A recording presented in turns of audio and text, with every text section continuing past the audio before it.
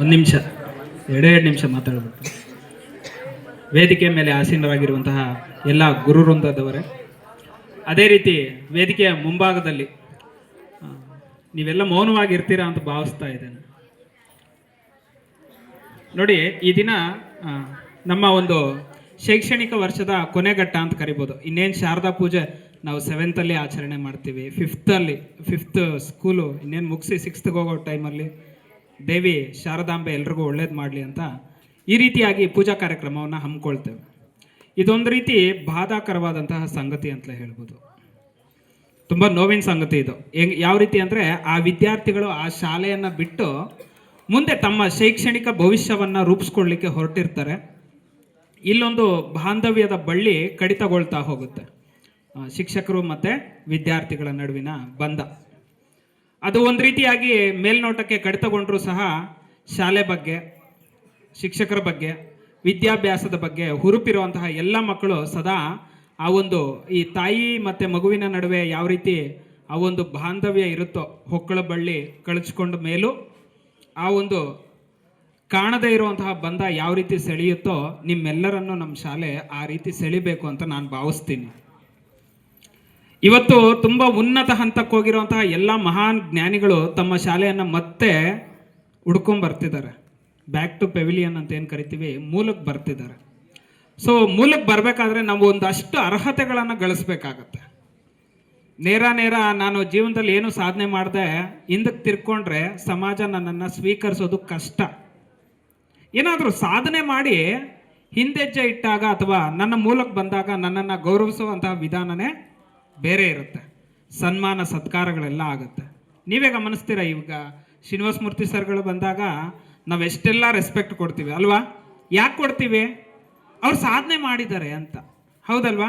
ಅದೇ ಆದಿಯಾಗಿ ನೀವೆಲ್ಲರೂ ಸಹ ಉನ್ನತ ಹಂತಗಳಿಗೆ ಹೋಗಿ ಜೀವನದಲ್ಲಿ ಒಳ್ಳೆ ಸಾಧನೆ ಮಾಡಿ ನಮ್ಮ ಶಾಲೆ ಕಡೆ ಮುಖ ಮಾಡಬೇಕು. ಅವತ್ತು ಇದೇ ರೀತಿ ಇದೇ ಶಾಲೆಯಲ್ಲಿ ಹಲವಾರು ರೀತಿ ನಿಮ್ಮ ಏನು ಜೂನಿಯರ್ಸ್ ಓದ್ತಾ ಇರ್ತಾರೆ, ಅವ್ರಿಗೆ ನೀವು ಮೋಟಿವೇಶ್ನಲ್ ಸ್ಪೀಕ್ ಕೊಡೋರು ಆಗಬೇಕು, ಮಾರ್ಗದರ್ಶಕರಾಗಬೇಕು. ಯಾವತ್ತು ಮಾತಿನಿಂದ ಮೋಟಿವೇಶನ್ ಕೊಡೋದಲ್ಲ, ನಮ್ಮ ಕಾಯಕದಿಂದನೂ ಮೋಟಿವೇಶನ್ ಮಾಡಬೇಕಾಗತ್ತೆ. ಬಹುತೇಕವಾಗಿ ನಾನು ಹೆಚ್ಚಾಗಿ ಹೇಳೋದಕ್ಕೆ ಇಷ್ಟಪಡೋದಂದರೆ, ಈ ಬಿಲೋ ಆವ್ರೇಜ್ ಸ್ಟೂಡೆಂಟ್ಸ್ ಅಂತ ಏನಿದ್ದೀರಾ, ಕಲಿಕೆಯಲ್ಲಿ ನಿಧಾನಗತಿಯ ಮಕ್ಕಳು ಹೆಚ್ಚಾಗಿದ್ದೀರಾ ನಮ್ಮ ಶಾಲೆಯಲ್ಲಿ. ಸೊ ನಿಮಗೆಲ್ಲ ಒಳ್ಳೆ ಭವಿಷ್ಯತ್ತಿದೆ, ನಿಮ್ಮದೇ ಆದಿ. ಈಗಾಗಲೇ ತುಂಬ ಜನ ಶಿಕ್ಷಕರು ಹೇಳ್ದಂಗೆ ನಿಮ್ಮದೇ ರೂಟನ್ನು, ನಿಮಗೆ ಯಾವುದರಲ್ಲಿ ಇಂಟ್ರೆಸ್ಟ್ ಇರುತ್ತೆ. ವಿದ್ಯೆ ಒಂದೇ ಅಲ್ಲ ಕೊನೆ. ನಾವು 4 ಕೊಠಡಿಗಳ ಮಧ್ಯೆ ಏನು ವಿದ್ಯಾಭ್ಯಾಸ ಪಡಿತೀವಿ, ಔಪಚಾರಿಕ ಶಿಕ್ಷಣ ಅಂತ ಏನು ಕರಿತೀವಿ, ಅದೊಂದು ಮಾತ್ರ ಅಲ್ಲ ಉನ್ನತವಾದ ಶಿಕ್ಷಣ ಅಂದರೆ, ಜ್ಞಾನ ಅಂದರೆ. ಹಲವಾರು ರೀತಿಯಾದಂತಹ ವಿದ್ಯಾಭ್ಯಾಸಗಳಿದ್ದಾವೆ. ಇವತ್ತು ಜಗತ್ತು ರೆಸ್ಪೆಕ್ಟ್ ಕೊಡೋದು ಕೇವಲ ನಿಮ್ಮ ಮಾರ್ಕ್ ಶೀಟಲ್ಲಿರುವಂಥ ಮಾರ್ಕ್ಸ್ ಮಾತ್ರ ಅಲ್ಲ, ನಿಮಗೆ ಬರುವಂತಹ ಕೌಶಲ್ಯಗಳು, ಸ್ಕಿಲ್ಸ್ ಏನಿದ್ದಾವೆ, ಸ್ಕಿಲ್ಸ್ಗೆ ಸ್ಕಿಲ್ ಇಂಡಿಯಾ, ಈಗ ನಮ್ಮ ಪ್ರಧಾನಮಂತ್ರಿಗಳು stand up India, wake up India, ವಿಭಿನ್ನವಾದಂತಹ ಏನು ಕಾರ್ಯಕ್ರಮಗಳನ್ನ ಯೋಜಿಸ್ತಾ ಇರ್ತಾರೆ. ಯಾರಿಗೆ? ಯುವ ಜನರಿಗೋಸ್ಕರ. ಸೊ ಸ್ಕಿಲ್ ಇಂಡಿಯಾನ ಕಟ್ಟುವಂತಹ ಮಹಾನ್ ಯುವ ಜನತೆ ನೀವಾಗಬೇಕು. 3 ಸೆಕ್ಟಾರ್ಗಳೇನಿದ್ದಾವೆ, ಪ್ರೈಮರಿ ಆಗಿರ್ಬೋದು, ಸೆಕೆಂಡರಿ ಆಗಿರ್ಬೋದು, ಟೆರಿಟರಿ ಸೆಕ್ಟಾರ್ಸ್ ಏನಿದ್ದಾವೆ, 3 ರಂಗಗಳಲ್ಲೂ ನಿಮಗೆ ಕೋಟ್ಯಾಂತರ ಅವಕಾಶಗಳು ತೆರೆದಿಟ್ಟಿವೆ. ನೀವು ಕೇವಲ ನಮ್ಮ ಥರ ಎಲ್ಲೋ ಒಂದು ಕಡೆ ಪಾಠ ಮಾಡ್ಕೊಂಡಿರೋವಂಥ ಶಿಕ್ಷಕರಾಗೋದು ಇನ್ನೊಂದು ಮತ್ತೊಂದು ಅಲ್ಲ. ನೀವು ನೋಡಿರೋದು ಇಷ್ಟೇ, ಆದರೆ ಜಗತ್ತು ತುಂಬ ದೊಡ್ಡದಿದೆ.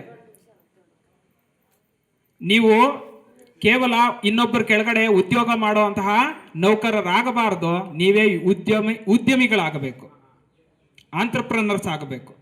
ಜಗತ್ತಿಗೆ ಉದ್ಯೋಗ ಕೊಡೋರು ನೀವು ಆಗಬೇಕು. ಚೈನಾದ ಬಹುದೊಡ್ಡ ಉದ್ಯಮಿ ಜಾಕ್ಮಾ ಒಂದು ಕಡೆ ಹೇಳ್ತಾರೆ, ಉದ್ಯೋಗಿ ಅನ್ನೋದು ಗುಲಾಮಿ ಪ್ರವೃತ್ತಿ ಅಂತ. ಗುಲಾಮರು ನೀವು ಆಗಬಾರ್ದು. ಸ್ಕಿಲ್ಸ್ನ ಬೆಳೆಸ್ಕೊಳ್ಳಿ, ಕಮ್ಯುನಿಕೇಷನ್ನ ಬೆಳೆಸ್ಕೊಳ್ಳಿ. ಇವತ್ತು ನಮ್ಮಲ್ಲೇ ಅದ್ಭುತವಾದಂತಹ ಶಿಕ್ಷಕರಿದ್ದಾರೆ, ನಿಮಗೆ ಭಿನ್ನವಾದಂತಹ ಭಾಷೆಗಳನ್ನು ಕಲಿಸ್ಕೊಡ್ತಾ ಇದ್ದಾರೆ.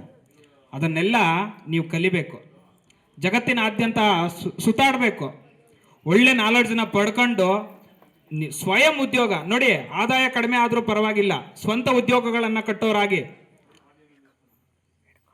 ನೀವು ಈಗಾಗಲೇ ತಿಳ್ಕೊತಾ ಇದ್ದಂಗೆ ಜನರೇಷನ್ ಬಂದು ತುಂಬ ಉದ್ಯೋಗಗಳು ಏನಾಗ್ತಾ ಇದ್ದಾವೆ, ಲಾಸ್ ಆಗ್ತಿದ್ದಾವೆ ಅಂತ ಹೇಳ್ತಿದ್ದಾರೆ. ಆದರೆ ಒಂದು ಕಡೆ ಮುಚ್ಕೋಬಹುದು ಅವಕಾಶಗಳು, ಇಡೀ ಪ್ರಪಂಚದಾದ್ಯಂತ ಅವಕಾಶಗಳು ತೆರೆದಿರ್ತವೆ ಸದಾ. ಸೊ ಆ ನಿಟ್ಟಿನಲ್ಲಿ ಸ್ಕಿಲ್ಡ್ ವರ್ಕರ್ಸ್ ನೀವು ಆಗಬೇಕು. ಈಗ ವಿ.ಕೆ. ಸರ್ ಹೇಳ್ತಿದ್ರು, ಮುಂದಿನ ವರ್ಷದಿಂದ ನಮ್ಮ ಶಾಲೆಯಲ್ಲೂ ಸಹ ಸ್ಕಿಲ್ ಡೆವಲಪ್ಮೆಂಟ್ ಪ್ರೋಗ್ರಾಮ್ಸು ಆರ್ಗನೈಸ್ ಆಗ್ತಾ ಇದ್ದಾವೆ ಅಂತ. ಇವತ್ತು ಜಗತ್ತು ಹಿಂದೆ ತಿರುಗಿ ನೋಡ್ತಾ ಇರೋದು ಈ ಸ್ಕಿಲ್ ಇರೋರ ಕಡೆನೆ. ವಿದ್ಯೆಗಿಂತಲೂ ನಿಮ್ಮಲ್ಲಿ ಕೌಶಲ್ಯ ತುಂಬ ಮುಖ್ಯ ಆಗತ್ತೆ. ಸೊ ನಮ್ಮ ಕೌಶಲ್ಯ ಭಾರತವನ್ನು ಕಟ್ಟುವಂತಹ ನವ ಭಾರತದ ಪ್ರಜೆಗಳು ನೀವು ಆಗ್ತೀರಿ ಅಂತ ಭಾವಿಸ್ತಾ, ಯಾರು ಈಗಾಗಲೇ ಜ್ಞಾನೇಶ ಹೇಳ್ತಿದ್ದ, ಎದೆಗುಂದಬೇಡಿ, ಹೇಡಿಗಳಾಗಬೇಡಿ. ಒಂದು ವೇಳೆ ನೀವೇನಾದರೂ ಮಾರ್ಕ್ಸ್ನ ಕಳ್ಕೊಂಡು ಫೇಲ್ ಆದಂಥ ಸಂದರ್ಭದಲ್ಲಿ ಇನ್ನೂ ಎಷ್ಟು ಅವಕಾಶಗಳಿರ್ತವೆ? 2 ಅವಕಾಶಗಳಿರ್ತವೆ. ಎದೆಗುಂದೋದು ಬೇಡ, ಯಾವುದೇ ರೀತಿಯ ಅಚಾತುರ್ಯಕ್ಕೆ ನೀವು ಕೈಯೊಡ್ಡೋದು ಬೇಡ, ಬದುಕನ್ನು ಸೃಷ್ಟಿಸ್ಕೊಳ್ಳಿ ಅಂತ ಹೇಳ್ತಾ, ನಿಮ್ಮ ಎಲ್ಲರ ಭವಿಷ್ಯತ್ತುಗಳು ಉಜ್ವಲವಾಗಿ ಬೆಳಗಲಿ ಅಂತ ಭಗವಂತನಲ್ಲಿ, ಆ ಶಾರದಾಂಬೆಯಲ್ಲಿ ಕೋರ್ಕೊಳ್ತಾ ಇಷ್ಟೆಲ್ಲ ಮಾತನಾಡಲು ಅವಕಾಶ ಕೊಟ್ಟಂತಹ ವೇದಿಕೆಗೆ ನಿಮ್ಮೆಲ್ಲರಿಗೂ ಸಹ ವಂದಿಸ್ತಾ ನನ್ನ ಮಾತನ್ನು ಮುಗಿಸ್ತಾ ಇದ್ದೇನೆ. ಜೈ ಹಿಂದ್, ಜೈ ಕರ್ನಾಟಕ.